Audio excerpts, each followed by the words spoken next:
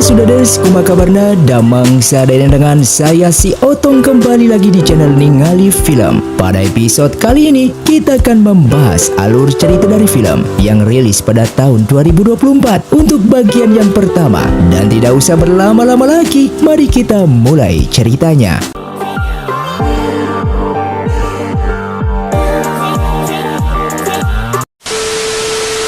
Film pun diawali dengan diceritakan pada era dinasti Tang. Keluarga Cui dari Yang Zhou mendirikan pengolahan ladang mutiara di kota Hepu. Dan setiap tahunnya mendapatkan jutaan mutiara yang harganya tak ternilai. Namun di balik itu semua, terdapat banyak pekerja yang menderita akibat mereka yang dikurung dan bekerja secara paksa menjadi budak secara turun-menurun hanya untuk mendapatkan mutiara.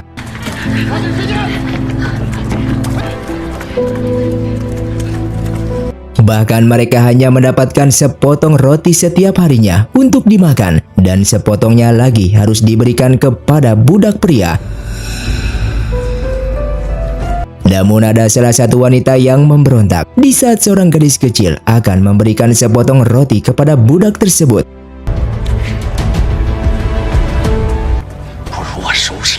Wanita ini bernama Duan, dan ketika ia sedang sendirian, tiba-tiba budak pria itu pun memberikan pelajaran kepadanya.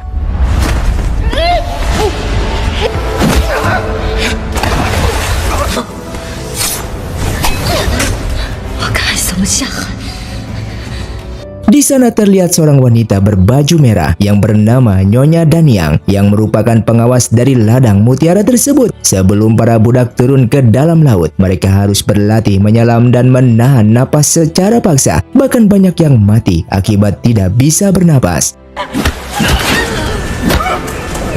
Duan yang sedang melamun sesaat ia mengingat kejadian di waktu kecilnya yang berlatih menyelam dan dipaksa untuk mendapatkan mutiara.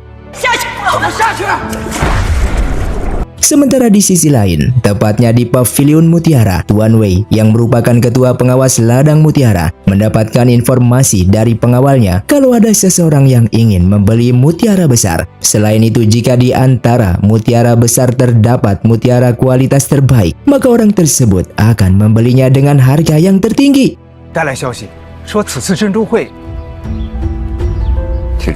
Dengan waktu yang sama, para budak yang selesai menyelam ke dalam laut harus mendapatkan mutiara, dan jika tidak, maka mereka akan dihukum.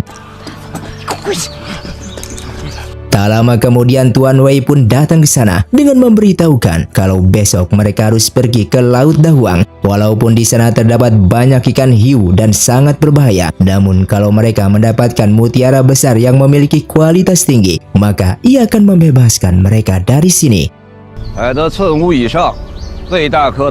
Mereka yang sudah berangkat dan merasa ketakutan, namun jika imbalannya bisa keluar dari penjara, maka mereka akan berusaha semaksimal mungkin untuk mencari mutiara berkualitas terbaik tersebut.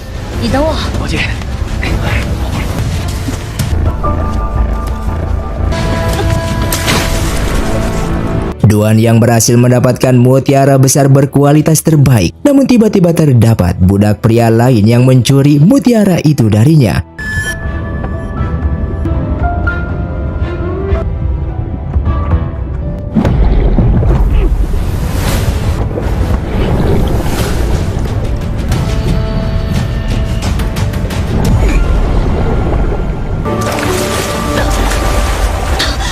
Dan mereka yang kembali lalu memberikan mutiara besar yang berhasil mereka dapatkan kepada para pengawas. Dan di saat Nyonya dan Niang memberitahukan kepada Tuan Wei kalau mutiara besar berkualitas tinggi ini hasil dari budak pria tersebut, namun Duan yang mengetahui hal itu langsung memberontak karena mutiara itu hasil jerih payahnya yang dicuri oleh budak pria. Namun di sini Nyonya dan Niang tidak percaya akan penjelasannya.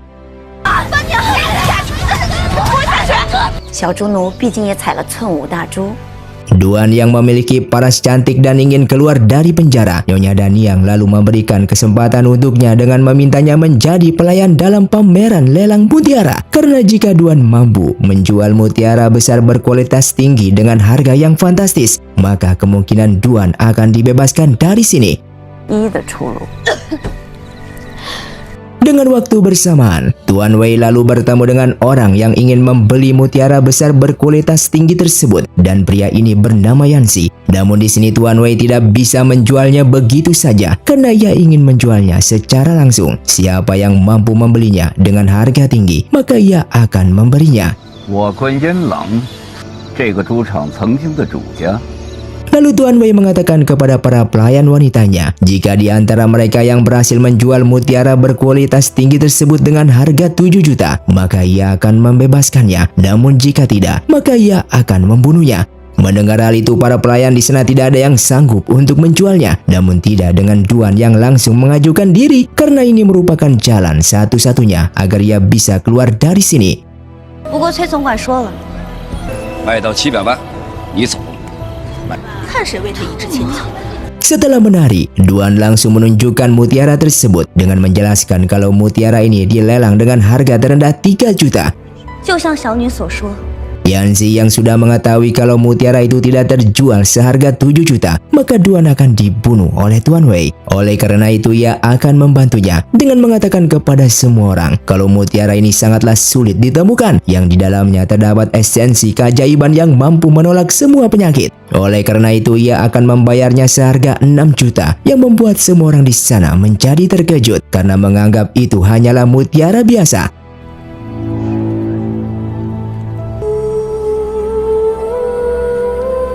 燕郎就想从我手中 南海之外有鲛人。 Tidak hanya Yanxi, Zhang juga membantu Duan dengan menjelaskan kalau mutiara ini sepertinya tercipta oleh air mata Putri Duyung. Dikarenakan adanya rumor kalau di Laut Dawang terdapat Putri Duyung, maka dari itu ia meminta kepada semua orang di sini untuk membelinya. Namun tetap saja semua orang menganggap kalau mutiara tersebut hanyalah mutiara biasa. Dikarenakan tidak ada lagi orang yang mampu membelinya di atas 6 juta, Tuan Wei lalu segera memutuskan kalau Tuan Yanxi lah yang memenangkan lelang ini. Namun keputusannya itu langsung ditepis oleh Duan yang mengatakan jika Putri Duyung menangis dan air matanya menjadi mutiara, maka air mata Putri Duyung setara dengan 1 nyawa. Oleh karena itu ia meminta Tuan Zhang untuk membelinya seharga 7 juta. Mendengar hal itu, Zhang sesaat mengingat kejadian sebelumnya yang dimana jika mutiara ini tidak terjual seharga 7 juta, maka Duan akan dibunuh. Ia yang tersentuh hatinya lalu bersedia membelinya, yang membuat semua orang di sana sangatlah terkejut. 此猪蟑螂君出价700万。 Setelah itu Duan langsung menemui Zhang dengan mengucapkan terima kasih kepadanya karena atas pertolongannya ia tidak jadi dibunuh. Bahkan ia bisa terbebas dari penjara jika berhasil menjual mutiara tersebut. 在所不惜。 其实我出来此 Sedangkan di sisi lain, Yanxi bersama pasukannya sedang bersiap-siap untuk membakar pavilion mutiara. Dan sesaat ia mengingat kejadian di masa lalunya ketika ayah dan ibunya dibantai oleh seseorang.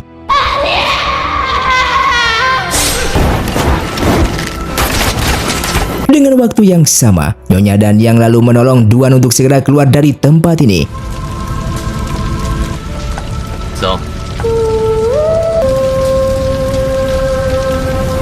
Tuan Wei yang menyadari kalau selama ini Nyonya dan Yang merupakan seorang mata-mata dan telah membawa Duan pergi, ia pun langsung meminta pasukannya untuk mengejarnya. Setelah sampai di tepi pantai, Nyonya dan Yang memaksa Duan untuk segera naik perahu dan meninggalkan tempat ini. Duan yang merasa aneh kenapa Nyonya dan Yang ingin menolongnya. Padahal dari kecil sampai kemarin, Nyonya dan Yang selalu menyiksanya. Dan ternyata Nyonya dan Yang itu merupakan ibu kandungnya Duan. 没想到你还是被抓来了猪场。 Sang ibu lalu menjelaskan kalau selama ini ia selalu membentaknya dan menyiksanya karena ia ingin Duan bisa pergi dari penjara tersebut. Namun semua yang ia rencanakan selama ini selalu gagal. Lalu ia melepaskan kalungnya dan memberikan kepadanya karena itu merupakan benda satu-satunya peninggalan ayahnya yang saat ini berada di wilayah barat, sehingga ia memintanya untuk mencari ayahnya tersebut. Duan yang begitu bersedih dan tidak ingin pergi meninggalkan ibunya. Sesaat ibunya memukul pundaknya yang membuat Duan pingsan dan meminta Xiaomi untuk segera mendayung perahu itu. Terlihat sang ibu yang berusaha untuk menghalangi semua pengawal milik Tuan Wei agar Duan tidak ditangkap kembali hingga ia dibunuh oleh mereka. 都给我听好了！中。终日爱恨中有人相逢也。 Singkatnya, setelah beberapa jam kemudian berada di tengah laut, lalu ia pun ditangkap oleh sebuah kapal besar yang ternyata kapal tersebut milik Yanxi. 阿紫，你回来了。 Hingga keesokan harinya, Yanxi yang mengusirnya untuk segera pergi dari kapal ini. Namun Duan menolaknya karena ia bersama Xiami tidak memiliki tempat tinggal. Oleh karena itu ia meminta izin kepadanya agar ia bersama Xiami tinggal di sini. Yanxi yang mendengar hal itu akan memberikan kesempatan kepadanya karena besok semua pedagang akan berkumpul dan akan melakukan kompetisi untuk mendapatkan sebuah mutiara, dan jika Duan berhasil mendapatkannya, maka ia akan mengizinkan Duan bersama Xiami untuk tinggal di kapal ini. Terlihat semua para peserta pun berdatangan yang merupakan wakil dari para pedagang untuk melakukan kompetisi. Duan yang akan berusaha mendapatkan mutiara tersebut dari atas sebelum waktunya habis.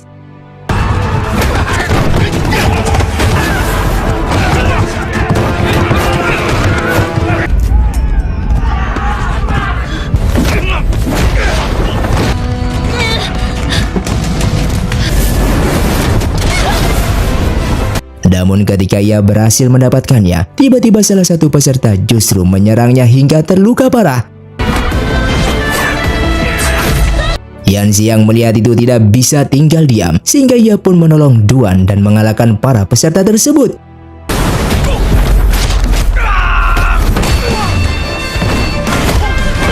Setelah itu ia mengatakan kepada mereka semua kalau ia melakukan semua ini karena para peserta sudah melanggar aturan yang sudah menyerang Duan. Hingga di malam harinya, Duan pun mengucapkan terima kasih kepada Yanxi karena sudah menyelamatkannya.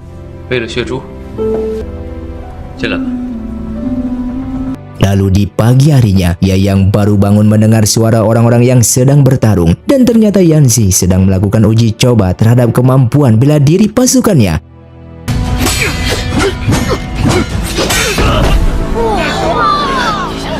Duan yang penasaran lalu mengajukan diri untuk bertarung, dan tidak disangka ia pun berhasil menang. 方才我听虾米说，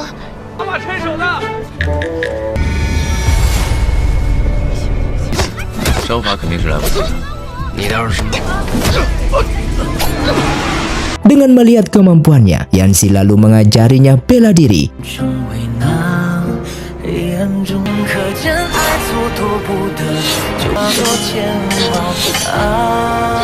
Dan film pun bersambung. Terima kasih untuk kalian yang sudah menonton video ini sampai habis. Sampai jumpa di video selanjutnya. Saya pamit ulang dari ningali film Seotong Duderi dan salam Sundaners.